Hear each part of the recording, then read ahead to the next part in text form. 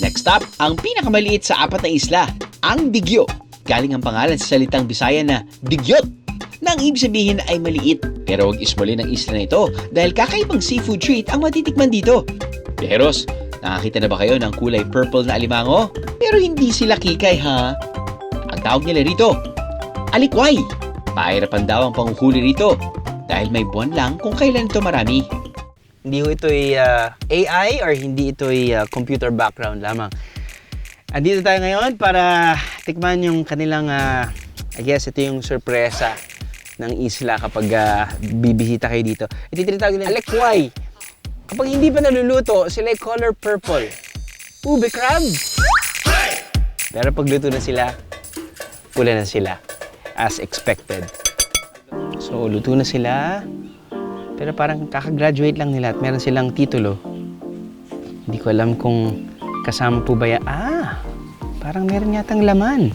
Yung laman ng crab with coconut. So, binubuksan pa po ba ito? Ayun, bukas na po. So kumbaga parang sinastuff na po siya. Sinastuff na siya para siyang rellenong crab.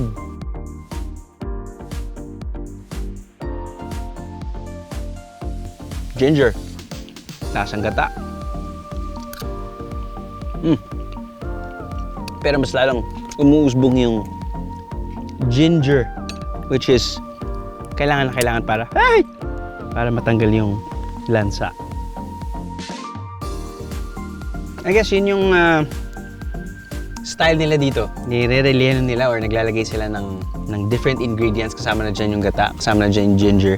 Hinahalo nila sa loob.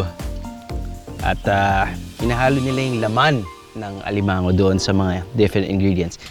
Isa pang kakaibang food trip dito, ang sea cucumber, na kung tawagin nila ay bat.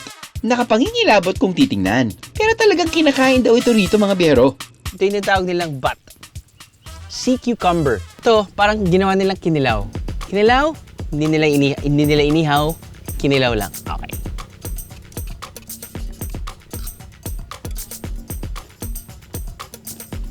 Ay, yung okay sa biyahe. Maganda kapag subok ka lang ng subok sa mga pwede mong kainin. At doon ka bubukas ang iyong isipan at mata sa mga kinakain ng mga lokal dito. Hindi lang yan. Bukod sa food trip, binabalik-balikan daw ng mga turista ang lulubog at lilitaw na sandbar.